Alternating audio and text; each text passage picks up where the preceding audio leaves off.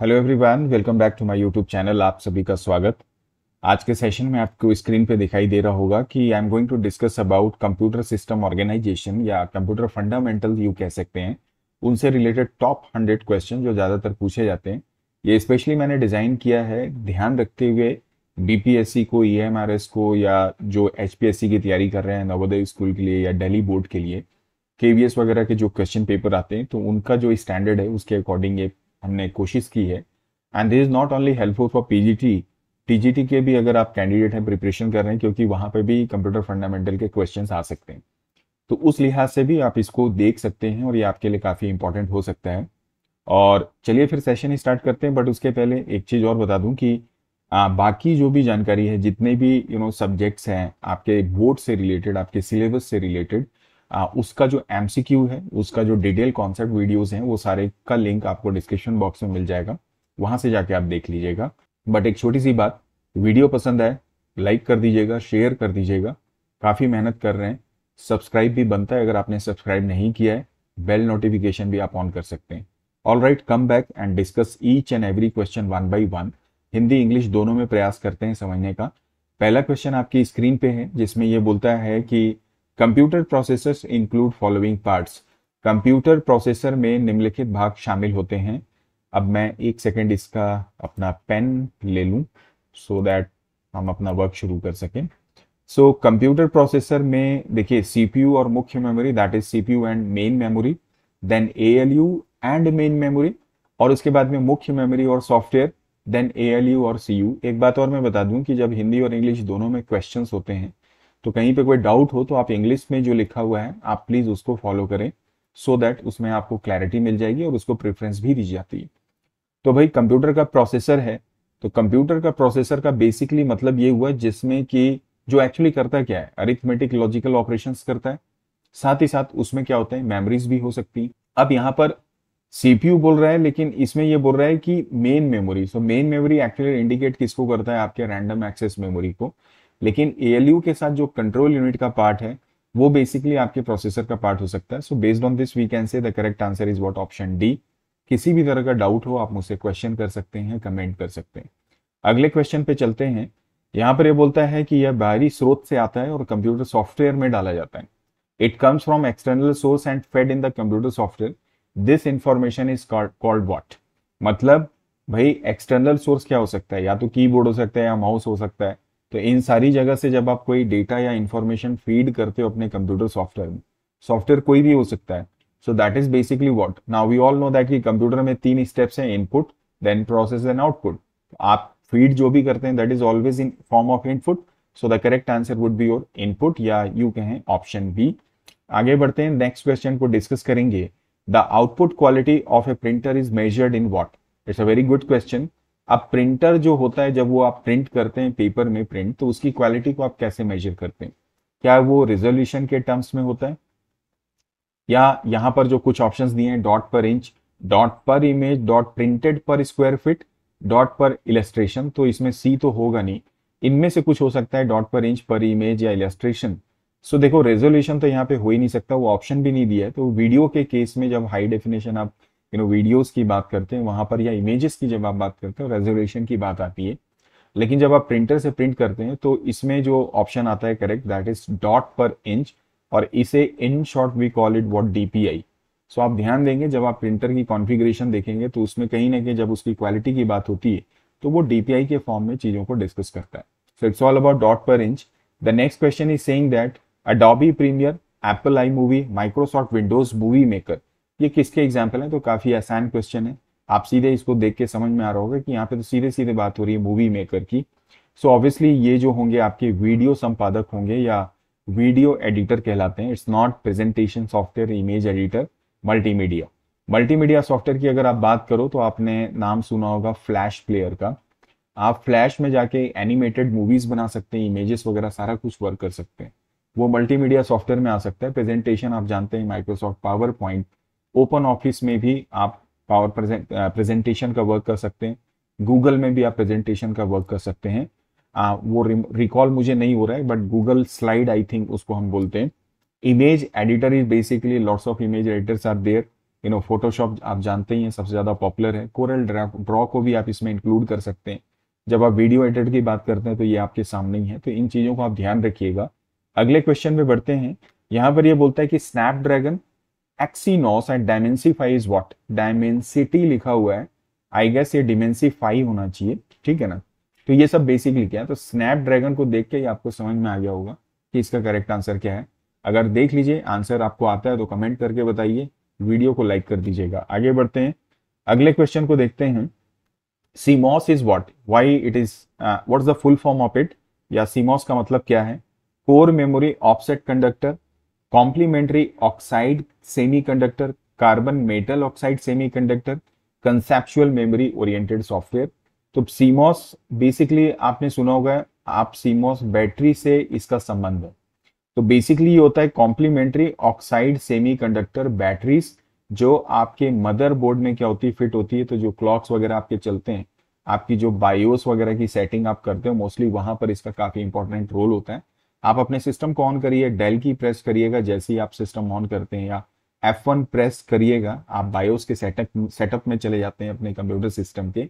एक black colour का या ब्लू कलर का स्क्रीन आएगा, वहां से आप ये सारी सेटिंग भी देख सकते हैं। तो आप चाहें तो उसे आप जरूर अपने सिस्टम पे ट्राई कर सकते हैं। अगले क्वेश्चन पे देखते हैं। अगर आप अपने इस्तेमाल के लिए लैपटॉप खरीदना चाहते हैं, आपके द्वारा चुना गया निम्न में से कौन सा सर्वोत्तम कॉन्फ़िगरेशन है। अब पहला है Intel core i5, i7, i5, i3।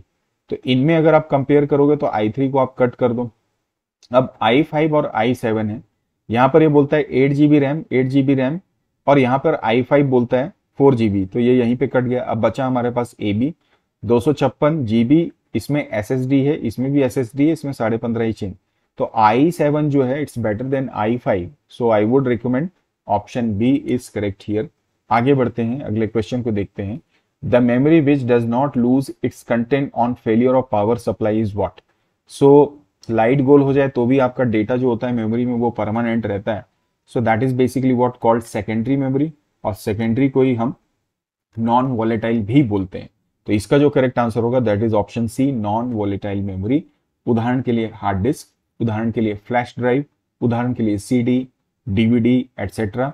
इन सब चीजों को आप ध्यान रखिएगा। देखिए कंप्यूटर फंडामेंटल की जब आप बात करते हैं तो बहुत ज्यादा क्वेश्चंस जो होते हैं मेमोरी के अराउंड होते हैं, काफी क्वेश्चंस उसमें से आते हैं।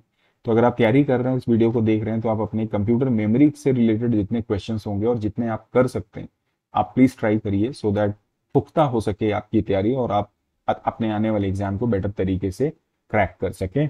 आगे बढ़ते हैं, और हमें लाइक और शेयर करना मत भूलिएगा, सब्सक्राइब भी करना मत भूलिएगा। ये क्वेश्चंस जो हैं ये ओरिजिनली हमने अपनी ओर से कोशिश की है बनाने की और कंपाइल करने की।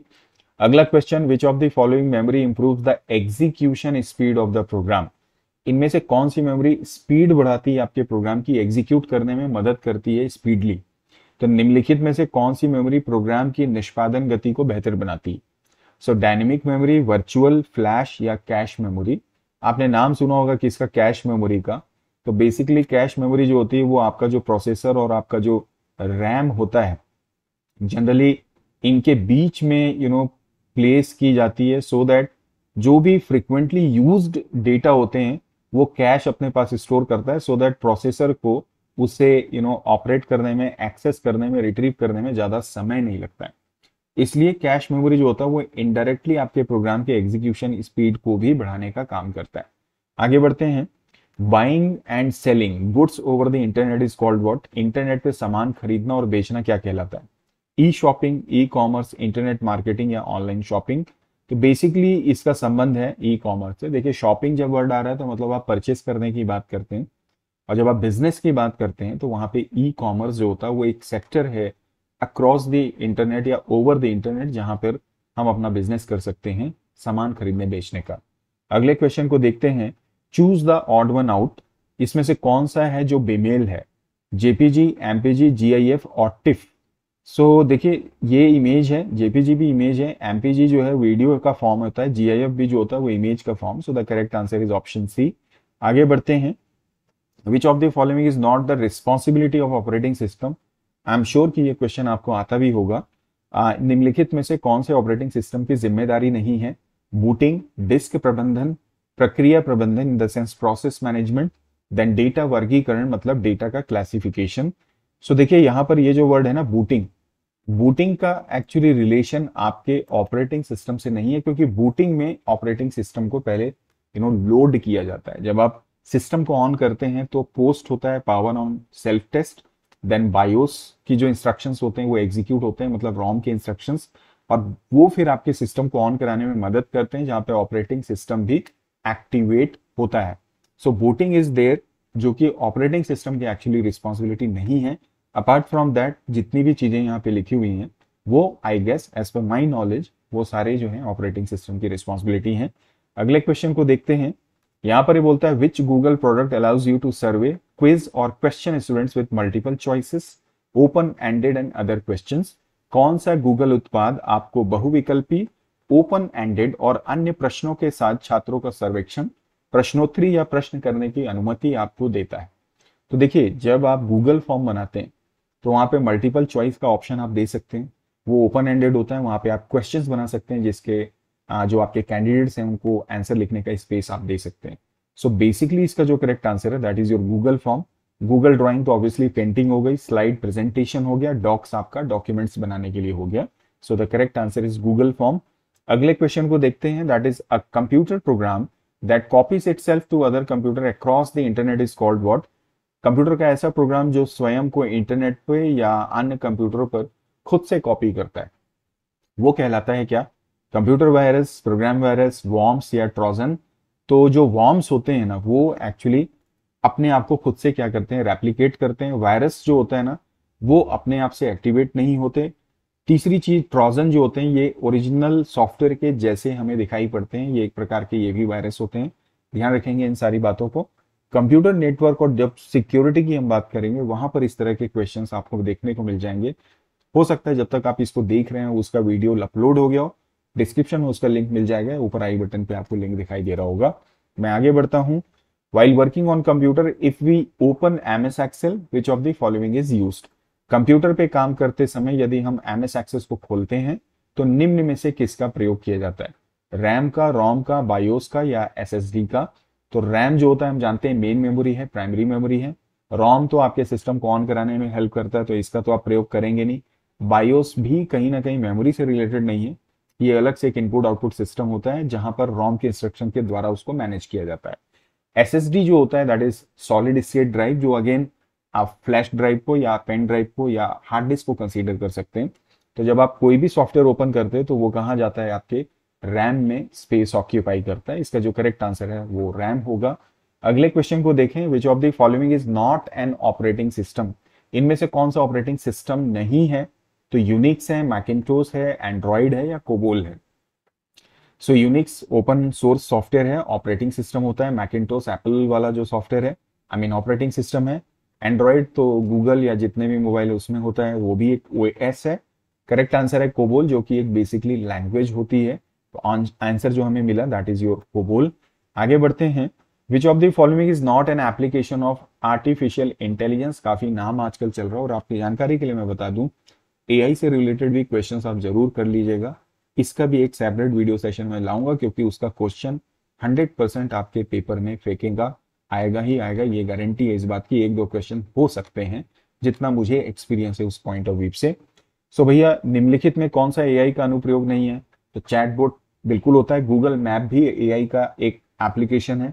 चेहरे का पता लगाना और पहचानने से रिलेटेड जो एप्लीकेशंस होती हैं, फेस डिटेक्शन सॉफ्टवेयर वो भी होते हैं। उद्यम संसाधन योजना या एंटरप्राइज रिसोर्स प्लानिंग, इसको in short we call ERP. ERP जो होते हैं वो एआई का इस्तेमाल नहीं करते हैं, ये स्टैंडर्ड सॉफ्टवेयर्स होते हैं जो बड़ी ऑर्गेनाइजेशंस के द्वारा इस्तेमाल किए जाते हैं अपनी सारी एक्टिविटीज को ऑटोमेट करने के लिए। तो इसका जो करेक्ट आंसर है दैट इज ईआरपी। और इस बात को ध्यान रखें, आप ईआरपी को भी अपनी जानकारी में लें। ईआरपी का full form enterprise resource planning है, जो लाइक आई सेड कि वो सॉफ्टवेयर ही होता है जिसको हर एक ऑर्गेनाइजेशन अपने रिक्वायरमेंट के अकॉर्डिंग कॉन्फ़िगर करता है। आपने सुना होगा बीच में काफी नाम चला था सैप बेस्ड सॉफ्टवेयर्स का, ये उसी से बेसिकली रिलेटेड है। आगे बढ़ते हैं।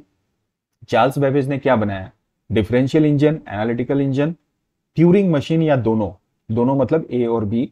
तो एक्चुअली इसने डिफरेंशियल और एनालिटिकल इंजन दोनों का निर्माण किया था 1823 के अराउंड।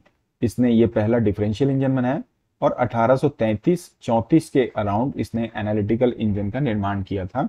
और इनकी वजह से, और ये मैकेनिकल डिवाइसेस थे जिसमें उसने कॉन्सेप्ट अप्लाई किया था इनपुट प्रोसेस मेमोरी का और आउटपुट का, इसलिए इसको पिताजी बोला जाता है कंप्यूटर का। आगे बढ़ते हैं। फ्लैश मेमोरी इस type of what, flash memory किस प्रकार की होती है? तो देखिए फ्लैश मेमोरी जो है प्राइमरी, सेकेंडरी, रैम और रोम। तो रैम भी नहीं होगा, रोम भी नहीं हो सकता, ये दोनों तीनों प्राइमरी होते हैं। बचा सेकेंडरी जो कि फ्लैश मेमोरी, मतलब डेटा परमानेंट स्टोर कर सकते हैं आप इसमें। So the correct answer is 19 का option B. Next is saying that component of CPU, या मैं नीचे पढ़ लेता हूँ, सीपीयू के घटक का जो डेटा के दो टुकड़ों की सामग्री, ये कुछ ज्यादा क्लिष्ट हिंदी हो गई है, मैं थोड़ा इसे यहां से आसान करता हूँ।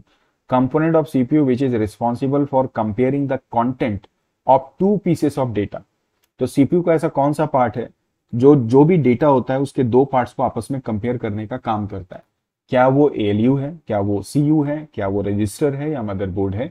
तो देखिए इसका करेक्ट आंसर है एएलयू, बिकॉज कंप्यूटर के अंदर जितनी भी प्रोसेसिंग होती है, प्रोसेसिंग में कैलकुलेशन भी हो सकता है, कंपैरिजन भी हो सकता है, तो वहां पर आप हमेशा किसका इस्तेमाल करते हैं? एएलयू का। कंट्रोल यूनिट जो होता है वो डेटा के कंट्रोल को ट्रांसफर करता है। Registers are responsible for storing data. और मदरबोर्ड जो होता है obviously this main circuit board, जिसमें आपके सारे कंपोनेंट्स क्या होते हैं? माउंटेड होते हैं। अगले क्वेश्चन को देखते हैं। In which of the following memory instructions are stored during manufacturing process? निम्नलिखित में से किस मेमोरी में उसके विनिर्माण प्रक्रिया के दौरान निर्देश संग्रहित किए जाते हैं? सो रैम, रोम, डी रैम या एसएसडी? तो रैम और डी रैम जो होते हैं इसमें तो इंस्ट्रक्शंस होते ही नहीं है आपके सिस्टम में ड्यूरिंग ऑपरेशन, इसमें खाली स्पेस होता है, वो आपके सॉफ्टवेयर ऑक्यूपाई करते हैं। एसएसडी परमानेंट स्टोरेज है। रोम जो होता है रीड ओनली मेमोरी, जिसके अंदर इंस्ट्रक्शंस पहले से मौजूद होते हैं, आपके सिस्टम को जो ऑन कराने में क्या करते हैं? हेल्प करते हैं। Based on this we all can say that manufacturing के दौरान जो भी इंस्ट्रक्शन स्टोर किए जाते हैं वो आपके रोम में। अगले क्वेश्चन को देखें। यूएसबी का फुल फॉर्म होता है, काफी आसान है, मैं डायरेक्ट बोलता हूं, यूनिवर्सल सीरियल बस, that is the correct answer. Next is saying USB actually होता क्या है? क्या ये एक स्टोरेज है, भंडारण? क्या ये कार्ड है? क्या ये प्रोसेसर है या पोर्ट होता है? इसका आंसर है यूएसबी को हम पोर्ट बोलते हैं, मतलब जहां पर आप आजकल जितनी भी चीजें आ रही है यूएसबी के फॉर्म में आ रही, चाहे कीबोर्ड हो, चाहे आपका माउस हो, वगैरह वगैरह। पहले के जमाने में आपने देखा होगा, या पहले के कुछ समय पहले के कंप्यूटर्स में पीछे में राउंडेड सर्कल में दो पोर्ट्स होते थे, इनको हम PS2 पोर्ट बोलते थे। इस बात को आप ध्यान रखिएगा, जहां पर कीबोर्ड और माउस को कनेक्ट किया जाता था। फिलहाल यूएसबी जो है दैट इज बेसिकली पोर्ट। इसके बाद में है विच of the following consist only output devices? निम्नलिखित में से किसमें केवल आउटपुट डिवाइस शामिल है? कीबोर्ड आउटपुट है? नहीं है, तो ये गलत हो गया। यहाँ भी कीबोर्ड है? नहीं होगा। प्रिंटर, स्पीकर, मॉनिटर, तीनों आउटपुट डिवाइस हैं, करेक्ट आंसर लग रहा है। मॉनिटर स्कैनर आ गया, मतलब इनपुट होता है, so correct answer is option C. आगे बढ़ते हैं। यह डिस्क को ट्रैक और सेक्टर में विभाजित करने की प्रक्रिया है। Disk defragmentation, disk formatting, disk cleanup या डिस्क ट्रैकिंग? तो ट्रैकिंग के नाम से तो मुझे कुछ जाना नहीं है, देखा नहीं है, सुना नहीं है। डीफ्रैगमेंटेशन क्या करता है? आपकी मेमोरी में डेटा को शफल करके एक प्लेस में रखता है। डिस्क क्लीनअप जो होता है वो, जो आप जब इस एप्लीकेशन को रन करते हैं तो ये जो अनवांटेड फाइल्स होती हैं, जैसे बहुत सारी टेम्पररी फाइल्स होती हैं, इंटरनेट से डाउनलोडेड फाइल्स होती हैं, रिसाइकल बिन में जो डेटा होता है उसको ये क्लीन करने का काम करता है। लेकिन जब आपके सिस्टम को आप फॉर्मेट करते हैं, सिस्टम का मतलब हार्ड डिस्क को जब आप फॉर्मेट करते हैं, तो वो फॉर्मेट के दौरान डेटा को क्लीन करने के साथ साथ उसमें ट्रैक्स और सेक्टर्स का निर्माण करता है। इसका मतलब है उसमें मेमोरी की एड्रेसिंग होती है, सो दैट डेटा उस एड्रेसेस पे जाके स्टोर करते हैं या स्टोर होता है। अगले क्वेश्चन को देखें। Which of the following is the correct one? 1 KB equal to 1024 MB, तो MB तो बड़ा होता है, गलत है। 1 टेराबाइट बराबर 1024 इंटू 1024, ये भी नहीं होगा। 1 GB बराबर 104, मतलब 1 KB MB 1024 इंटू दिस, सो 1 में MB बराबर 1024 बाइट्स। सो आई थिंक ये हो गया पहला 1 KB और ये हो गया MB। सो मुझे लगता है कि इसके ऑप्शंस में कुछ गलत है, आप प्लीज हमें कमेंट करके बताएं, क्योंकि अगर आप 1 GB की बात करें तो 1024 हो गया, मतलब KB हो गया, और 1024 इंटू इसे करेंगे तो ये MB होगा, और 1024 MB इक्वल टू 1 GB होता है ना। सो 1024 इंटू 1024 KB, मतलब यहाँ पर 1 GB इक्वल टू, एक्चुअली ये नहीं होना चाहिए था, तब हम आंसर सी कर सकते थे। इस क्वेश्चन को आप प्लीज सुधार लेंगे अगले क्वेश्चन को देखते हैं। होटल मैनेजमेंट किस प्रकार का सॉफ्टवेयर है? क्या ये यूटिलिटी सॉफ्टवेयर है, क्या ये कस्टमाइज सॉफ्टवेयर है, जनरल पर्पज है, या सिस्टम सॉफ्टवेयर है? हमने यहां पर क्या लिखा हुआ है भाई? Application software, customise, general purpose, system. इसके ऑप्शंस ऊपर नीचे हो गए हैं, माफ करेंगे। हम इंग्लिश को फॉलो करते हैं, आप खैर अंडरस्टैंड कर सकते हैं। होटल मैनेजमेंट यूटिलिटी नहीं होता, जैसे एंटीवायरस वो यूटिलिटी सॉफ्टवेयर है। कस्टमाइज सॉफ्टवेयर ये बिल्कुल होटल मैनेजमेंट होता है, क्योंकि यहाँ पर यूजर अपनी रिक्वायरमेंट के बेसिस पे इसको बनवा रहा है। जनरल पर्पस जैसे एमएस ऑफिस है, अक्रॉस द ग्लोब उसको कोई भी यूज कर सकता है। सिस्टम सॉफ्टवेयर जैसे कि ऑपरेटिंग सिस्टम। तो इसका जो करेक्ट आंसर होगा that is option B, customise software. Hindi में देखें तो यहाँ पे भी ऑप्शन बी दिख रहा है। आगे देखते हैं। Example of translator software is what? Translator का मतलब क्या हुआ है? Interpreter, compiler, assembler. ट्रांसलेटर का मतलब आपकी लैंग्वेज को मशीन लैंग्वेज में कन्वर्ट करने का काम कौन करता है? तो इंटरप्रेटर भी करता है, कंपाइलर भी करता है और असेंबलर भी करता है। करेक्ट आंसर है ऑप्शन डी। आगे बढ़ते हैं। 5 MB बराबर होता है कितने के? तो 5 MB मतलब 5 इंटू 1024 KB आप कर देंगे। तो ये हो गया 5 चौक 20, 2 5 दूनी 10, 2 12, देन 1 और 5 5120। ये आ रहा है KB। तो इसका जो करेक्ट आंसर है 5120 KB। आगे बढ़ते हैं। Which is incorrect about operating system? Operating system में से इनमें से कौन सा कथन उसका गलत है?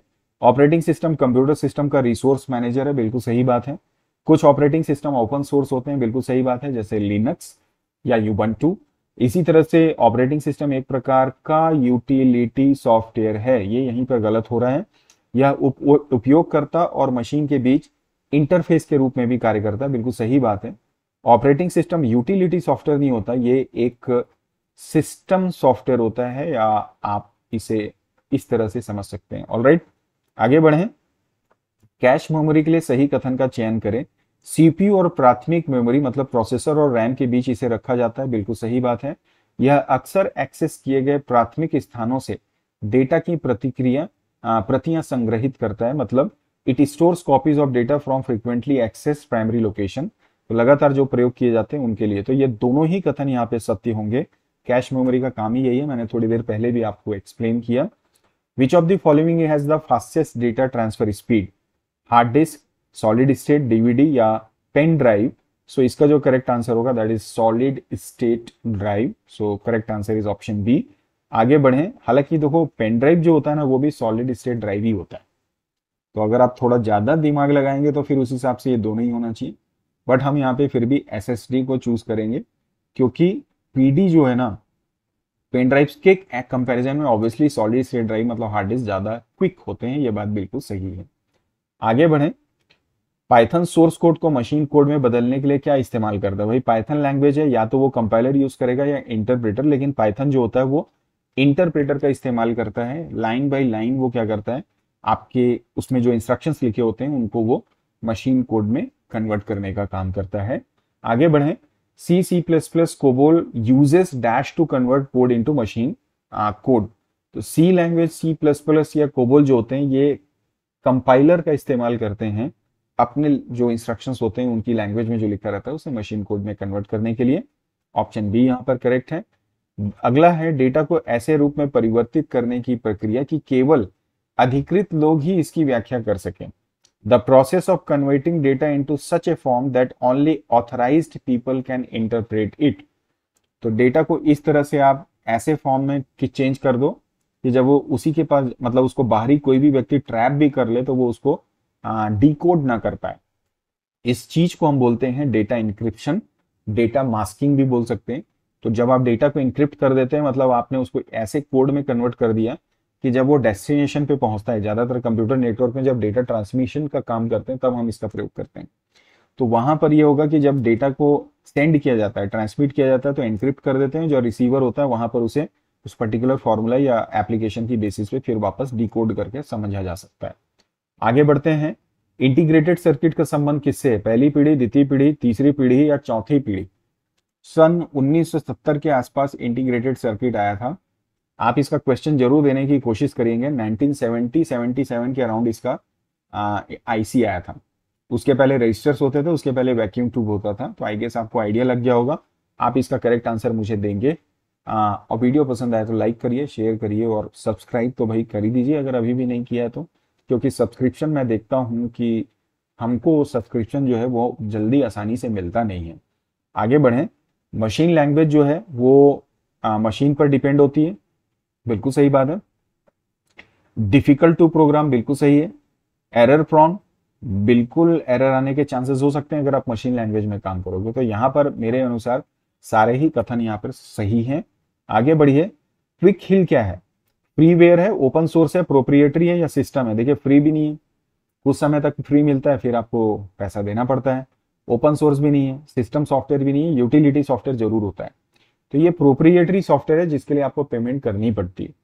अगर यूटिलिटी सॉफ्टवेयर ऑप्शन होता, प्रोप्रिएटरी नहीं होता, तो आप यूटिलिटी को सिलेक्ट करते, जो एक प्रकार का सिस्टम सॉफ्टवेयर होता है। आगे बढ़ते हैं। डॉस जो होता है उसके पास क्या होता है? Character user interface, graphical user, touch based या gesture based? One of the oldest operating system है। उस जमाने पे ना तो जेस्चर था, ना टच था, ना ग्राफिकल था। CUI बेस्ड ऑपरेटिंग सिस्टम बोलते हैं किसको? डॉस को, जहां पे सिर्फ कमांड देके आप कार्य करते हैं। आगे बढ़े। अब यहां पर ये बोलता है कि इंटरफेस, यहां पर बोलता है हाँ, इंटरफेस उपकरणों के साथ इंटरैक्ट करने के लिए उपयोगकर्ता की भौतिक विशेषता का उपयोग करता है। Interface uses physical attribute of user to interact with devices. Physical attribute कौन यूज करता है? Voice based, gesture based, touch based या नन? तो जो जेस्चर बेस्ड होता है ना, वो आपके बॉडी के मूवमेंट को यूज इस्तेमाल करता है। जो भी इंटरैक्शन है जब आप किसी एप्लीकेशन के साथ करते हैं, तो जैसे एक्सबॉक्स वगैरह के जो गेम्स वगैरह होते हैं वहां पर आप इस्तेमाल होता है, ज्यादातर गेमिंग में इसका इस्तेमाल होता है। इसका जो करेक्ट आंसर है that is option B. I move to the next question. Post का मतलब फुल फॉर्म क्या है? So that is print operating system नहीं, प्रॉम्प्ट ऑन सिस्टम सॉफ्टवेयर नहीं, पावर ऑन सेल्फ टेस्ट बिल्कुल सही है, प्रो ओपन सिस्टम टेक्नोलॉजी भी गलत है। आगे बढ़ते हैं। Which of the following is incorrect booting type? Cold booting, soft booting, touch booting या वार्म बूटिंग? सो देखो, कोल्ड, वार्म, सॉफ्ट या ये तीनों, मतलब कोल्ड और सॉफ्ट बूटिंग जो होती है मेरे ख्याल से एक ही प्रकार की होती है। वार्म बूटिंग जो होती है ना, वो मतलब बेसिकली दो होती है, कोल्ड और वार्म। एक होता है सॉफ्ट और एक होता है, मैं अपोजिट आई गेस हॉट है, थोड़ा सा कंफ्यूज हो रहा हूं, बट इसका जो गलत आंसर है वो ऑप्शन सी है, टच बूटिंग। टच बूटिंग के नाम से कोई भी नहीं होता। ठीक है, आगे बढ़ते हैं। सॉफ्ट बूटिंग के साथ में अगर आपको रिमाइंड हो रहा है तो प्लीज आप मुझे बताएं उसका अपोजिट क्या होता है। ठीक है, और ये कोल्ड और वार्म के ही नाम होते हैं। ठीक है ना, आगे बढ़ते हैं। निम्नलिखित में से किस पोर्ट का उपयोग प्रिंटर्स को जोड़ने के लिए किया जाता था? आजकल यूएसबी कनेक्ट होता है, पहले होता था serial, parallel, PS2, PS1। PS1 तो होता नहीं है, PS2 मैंने आपको बताया कीबोर्ड माउस के लिए। सीरियल पोर्ट भी नहीं होता, पैरेलल पोर्ट का इस्तेमाल हम करते हैं किसके लिए? प्रिंटर्स को कनेक्ट करने के लिए। आप प्लीज इसका क्वेश्चन का आंसर, अगर आपको लगे डाउट है तो मुझे बताइएगा, बट इसका करेक्ट आंसर जो है वो that is your parallel port. आगे बढ़ते हैं। आप देखे होंगे जो ब्लू कलर का होता है, इसमें ऐसा बहुत सारा, इसके अंदर ऐसे ऐसे ऐसे पॉइंट्स बने रहते हैं। ठीक है, ऐसा कुछ बना रहता है इस टाइप का, और ये केबल कनेक्ट हो जाती है आपके मॉनिटर से। आजकल भी इसका इस्तेमाल हो रहा है, तो ये पैरेलल पोर्ट होता है। आगे बढ़ते हैं। A fully automatic machine uses dash to convert all washing activities. Micro processor, micro controller, CPU या CU? तो ये नीचे का तो काट दो। माइक्रो प्रोसेसर जो रहता है ना, वो केवल क्या करता है? ऑपरेशन का काम करता है। लेकिन जब आप ऑटोमेटिक मशीन या इस तरह के इलेक्ट्रॉनिक डिवाइसेस की बात करते हैं तो वहां पर माइक्रो कंट्रोलर का इस्तेमाल किया जाता है, जिसमें कि ALU तो होता ही होता है, प्लस उसके अंदर इनबिल्ट अपनी मेमोरी भी होती है। So micro controller is the correct answer here. आगे बढ़ते हैं। अब ये केवल आपके वॉशिंग मशीन में नहीं होगा, अगर आप जैसे ओवन भी घर में यूज करते हैं, OTG जिसको बोलते हैं, तो वहां पर भी ये माइक्रो कंट्रोलर का कनेक्शन है। आप नेस्कैफे की मशीन यूज करते हैं जिसमें कि बटन दबाया और चाय वगैरह निकल जाती है, तो वहां भी माइक्रो कंट्रोलर लगा रहता है। आगे बढ़ते हैं। आजकल पेंटियम, जियोन जैसे माइक्रो प्रोसेसर एक समय में कितने बिट्स का प्रयोग करते हैं? तो प्रेजेंट डे में जितने भी आ रहे हैं 64 बिट प्रोसेसर आ रहे हैं। तो आई गेस आप अपने सिस्टम के दिस PC को क्लिक करना, राइट क्लिक करना, सेटिंग में चले जाना या प्रॉपर्टीज में चले जाना, वहां पे आपको समझ में आ जाएगा। तो ज्यादातर 64 बिट ऑपरेटिंग सिस्टम लिखा रहता है, जैसे विंडो 11, 10। आजकल कोई भी सॉफ्टवेयर आप इंस्टॉल भी करते हो अपने कंप्यूटर या लैपटॉप में, तो आप देखते हो 64 बिट या 32 बिट का ऑप्शन रहता है। तो विंडो 7 जब से आ गया तब से तो 64 बिट ही चल रहा है। उसके पहले विंडो XP वगैरह थे तो 32 बिट होता था। तो विंडो XP से रिलेटेड या विंडो 2000 से क्वेश्चन आ जाए तो वहां पे 32 बिट होगा, बट हार्डवेयर की अगर हम बात करें इट्स 64 बिट। आगे बढ़ते हैं। फर्स्ट जनरेशन माइक्रो प्रोसेसर कौन सा था? मोटोरोला नहीं, सेलरॉन नहीं, जियोन नहीं, इंटेल 8080, ये इसका करेक्ट आंसर होगा। वैसे आई गेस 4004 या something like that is considered as Intel का ही 4004 समथिंग ऐसा एक मॉडल होता है जो फर्स्ट जनरेशन होता है, और इंटेल 8080 जो होता है वो सेकंड जनरेशन आई गेस होता है, but most of the time Intel 8080 को भी फर्स्ट जनरेशन बोलते हैं। बट इस क्वेश्चन को थोड़ा सा आप जरूर रिसर्च कर लीजिएगा, यहाँ पर जितने ऑप्शंस हैं उसके अकॉर्डिंग इंटेल 8080 है, बट 4004 आई गेस वो पहला जनरेशन का इंटेल का प्रोसेसर था। आगे बढ़ते हैं। Which of the following is the first binary programmable computer based on Neumann architecture? Neumann architecture क्या होता है? जिसमें इनपुट, प्रोसेस, आउटपुट और मेमोरी का कॉन्सेप्ट है। इनपुट ये हो गया, प्रोसेस ये हो गया, आउटपुट और ये हो गई मेरी मेमोरी, ठीक है। तो ये जो आर्किटेक्चर है ये न्यूमैन आर्किटेक्चर बोलते हैं, और इस पे बेस्ड जो पहला प्रोग्रामेबल कंप्यूटर था that was your ENIAC, right. ENIAC जो होगा इसका करेक्ट आंसर है। आगे बढ़िए। अब निम्नलिखित में से कौन सा न्यूमैन आर्किटेक्चर पर आधारित पहला बाइनरी प्रोग्राम है? आई गेस ये क्वेश्चन रिपीट हो गया है, सो मैं आपसे क्षमा प्रार्थी हूं इसके लिए। आगे बढ़ते हैं। रामू ने एक नया लैपटॉप खरीदा है। उसने देखा कि वहां माउस की जगह पॉइंटर को नियंत्रित करने के लिए एक सपाट सतह थी, समतल। इस समतल सतह को हम क्या कहते हैं? तो Ramu has bought a new laptop, he notice that there was a flat surface. तो भाई लैपटॉप में नीचे जो फ्लैट सरफेस होता है, ना तो मॉनिटर होता है, ना स्क्रीन होता है, ना वीडियो होता है, उसे हम क्या बोलते हैं? टच पैड बोलते हैं। तो इसका करेक्ट आंसर टच पैड है। हो सकता है इसकी जगह थोड़ा इसको कंफ्यूज करने के लिए कीपैड भी आ जाए, स्क्रॉल पैड भी आ जाए, कुछ ऐसा नाम आ जाए। And the final question is of this particular session. बाकी के 50 क्वेश्चन इसके नेक्स्ट वीडियो में। तो अभी हम बात करेंगे प्रोसेस डेटा को संदर्भित करता है। Process data refers to what? Output, information, record, दोनों, मतलब आउटपुट और इंफॉर्मेशन या रिकॉर्ड सभी को मिला के ही प्रोसेस डेटा होता है। तो देखिए इसका जो करेक्ट आंसर है वो प्रोसेस डेटा का मतलब कि आपके पास जो डेटा आया, डेटा को आपने प्रोसेस किया, मतलब इनपुट के बाद प्रोसेस करने के बाद जो आउटपुट मिलता है उसी को प्रोसेस डेटा बोलते हैं। अब जो आउटपुट डेटा मिलता है उसको इंफॉर्मेशन के नाम से भी जाना जाता है। तो करेक्ट आंसर होगा both A and B. Records का संबंध ज्यादातर डेटा के कलेक्शन से होता है। जब आप डीबीएमएस में डेटा स्टोर करते हो तो एक रो में मैनेज करते हैं, वहां पे रिकॉर्ड की बात आती है। यहाँ पर जो संबंध है फंडामेंटल में वो इनपुट आउटपुट के संदर्भ में है, डेटा इंफॉर्मेशन के संदर्भ में है। इसलिए इसका जो करेक्ट आंसर होगा that is output and information को ही हम प्रोसेस डेटा बोलते हैं। धन्यवाद। आज के सेशन में यहीं तक, अगले सेशन में मिलेंगे। इस दौरान कोई भी डाउट हो कमेंट करिए, पूछ सकते हैं। वीडियो के डिस्क्रिप्शन को चेक कर लीजिए, वहां पे सभी के लिंक है। पहले के प्रोग्रामिंग के क्वेश्चंस के एमसीक्यूज के लिंक है, कॉन्सेप्ट वीडियोस के लिंक है, प्लीज जाके देखिए। और जैसे मैंने आपको बोला, किसी भी प्रकार के एग्जाम में ये क्वेश्चंस मदद आपको कर सकते हैं, स्पेशली पीजीटी सीडीटी के लिए ये ज्यादा इंपॉर्टेंट है। और जैसे कंप्यूटर फंडामेंटल की बात की तो उससे रिलेटेड एक क्वेश्चन है। Thank you for watching this video. Video पसंद आए तो लाइक कर दीजिएगा, शेयर कर दीजिएगा, और प्लीज सब्सक्राइब भी जरूर कर दीजिएगा। और कनेक्टेड रहिए। अगले सेशन में इसके आगे के 50 क्वेश्चन करेंगे और इसके बाद एक एक करके हम अन्य क्वेश्चंस को भी, एमसीक्यू सीरीज को भी देखते जाएंगे।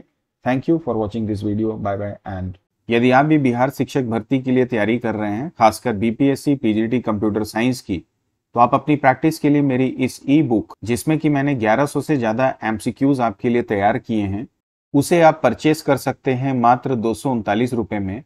आपकी जानकारी के लिए मैं बता दूं कि इस ई बुक में बीपीएससी का जो सजेस्टेड सिलेबस है उसे हमने पूरी तरह से कवर किया है। आप अपनी स्क्रीन पे भी देख पा रहे होंगे, चाहे वो C++ हो, चाहे वो पाइथन प्रोग्रामिंग हो, चाहे वो कंप्यूटर नेटवर्क हो, चाहे एसक्यूएल हो, बुलियन अलजेब्रा हो, या कंप्यूटर सिस्टम ऑर्गेनाइजेशन। एक एक चैप्टर को हमने चैप्टर वाइज या चैप्टर में डिवाइड करके उसके एमसीक्यूज को आपके लिए प्रिपेयर किया है। इस ई बुक को परचेस करने के लिए गूगल क्रोम में आप मेरी वेबसाइट ओपन करें, techtipnow.in। जैसे ही आप इसे ओपन करेंगे, इसके पहले ही पेज में आपको बिहार शिक्षक भर्ती, जो अभी मैं जिस बुक की बात कर रहा हूँ, उसे आप परचेस कर सकते हैं। इसका डाउनलोड ई बुक का ऑप्शन आपको यहाँ से मिल जाएगा। आप इसमें क्लिक करेंगे तो आप मेरे इंस्टा मोजो के स्टोर पे रीडायरेक्ट हो जाएंगे। कुछ इस तरह से आपको स्क्रीन आएगा जहां से आप इसे 239 रुपये देके परचेस कर सकते हैं। जैसे ही आप परचेस करेंगे ये बुक आपके पास डाउनलोड हो जाएगी। किसी भी प्रकार की प्रॉब्लम आने से आप हमें ईमेल के जरिए कांटेक्ट भी कर सकते हैं। और साथ ही इस वीडियो के डिस्क्रिप्शन में भी आपको इसका लिंक अवेलेबल हो जाएगा, वहां से भी जाकर आप इसे परचेस कर सकते हैं।